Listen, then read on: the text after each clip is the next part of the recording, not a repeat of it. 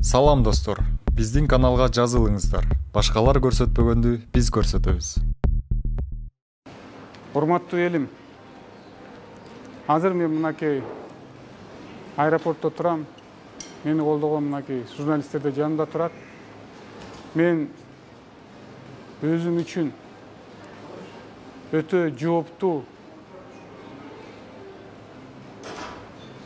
терең ойлонуу менен чечим кабыл алдым. Азыр мына түнү менен мен штабтан мени колдогон адамдар, жетекчилерим мага телефон чалып атат. Бүгүнкү күндө биздин мени тозу боюнча тынчтык майрам митингинде чоң провокациялар үчүнчү күчтөн дайындалып жатат деп. Мен үчүн Кыргызстандагы тынчтык, биримдик бул жөн эле сөз эмес. Ошонун негизинде мен 1,5 жыл мынакей сыртта жүрдүм. Ошон үчүн мен кыйын да болсо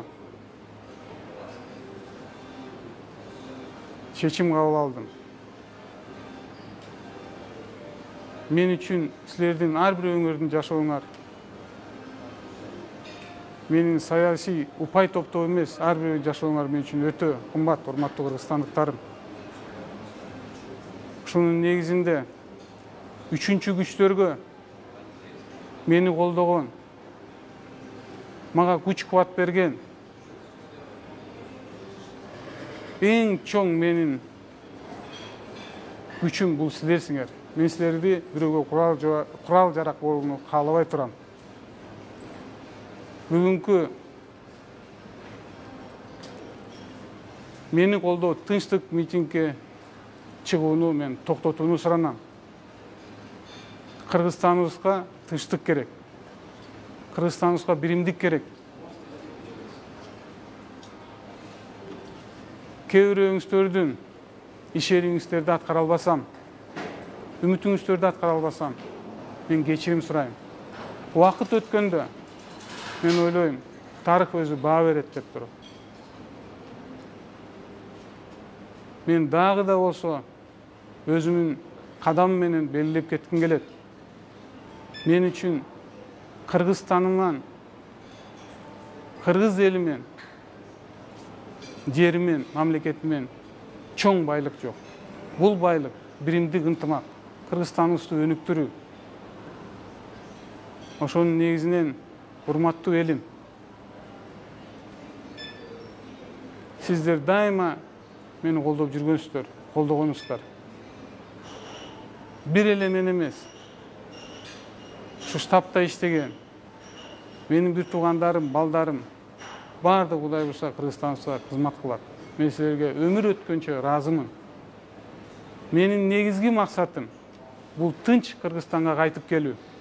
Ар бирөөңөр менен жолугуп, жүз көрүшүп, ой алмашып, кучакташып отурганды каалап турам мен. Мен эч качан кыргызстандыктарымды үчүнчү күчтөргө колдонууга жол бербейм. Жол бербейм. Ошон үчүн сиздерден суранам. Бүгүнкү отурган тынчтык митингди токтотуп туруп, тынчтык жолу менен Кудай буйрса мен келүүнү чечтим.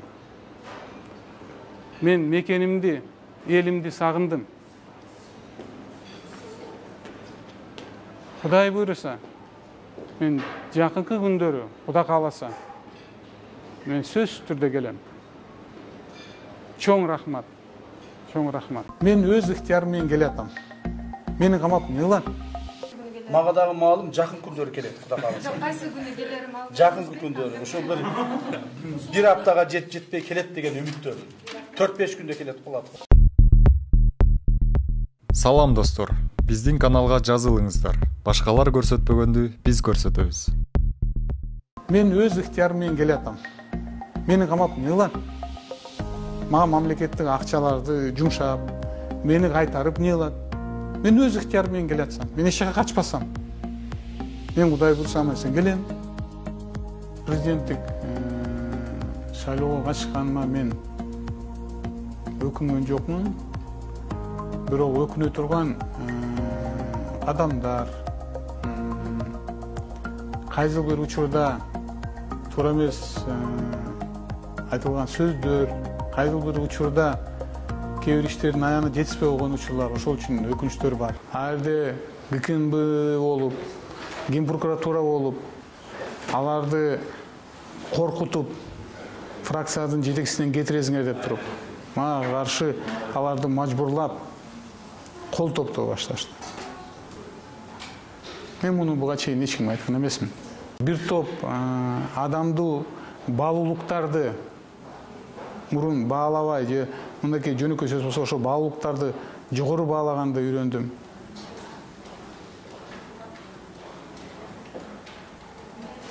Сыртта жүргөндө мурунку чоң досторубуздун арасында да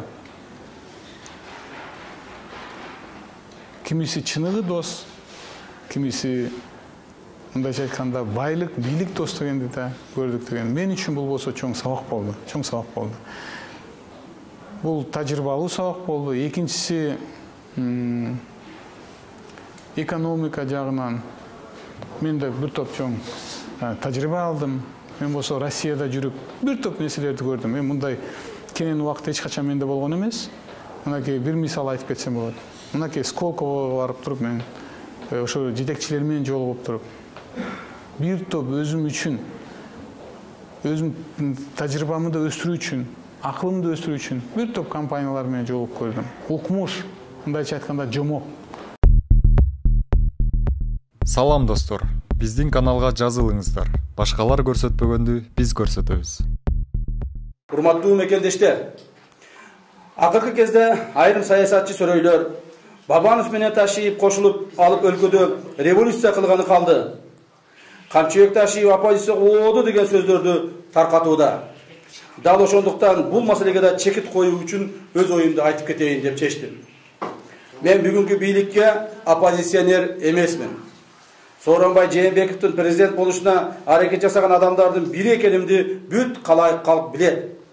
Ошондуктан мен президенттин ийгиликтүү жана жемиштүү иштешин каалаймын. Ал эми Бабанов боюнча айтып кете турган болсом, урматтуу угандар, туура парламент шайлоодо биз бир болгонубуз чындык.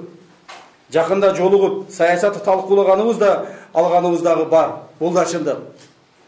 Мен ачык саясатчы катары айтып кетишим керек. Бекинип жолугуп же жаап жашырып эч качан саясат кылган эмесмин. Ошондуктан Бабанов менен ачык сүйлөшүп, ачык жолугушуп, жана анын ой мүдөлөрүн ачык коомго жеткирүүгө аракетин жасадым. Бабановдун келиши боюнча айтсам, анын буга толук укугу бар. Шайлоодо эмнелер гана айтылбаган.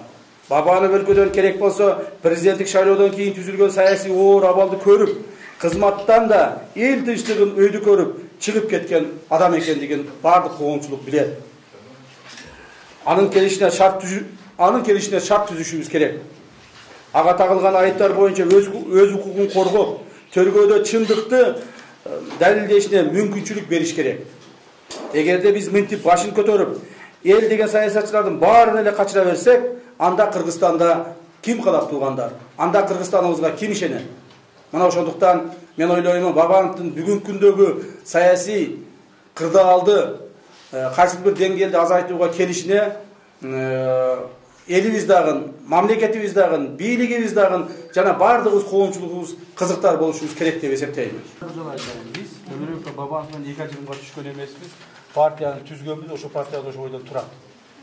Эми биз бүгүнкү күнгө чейин турат.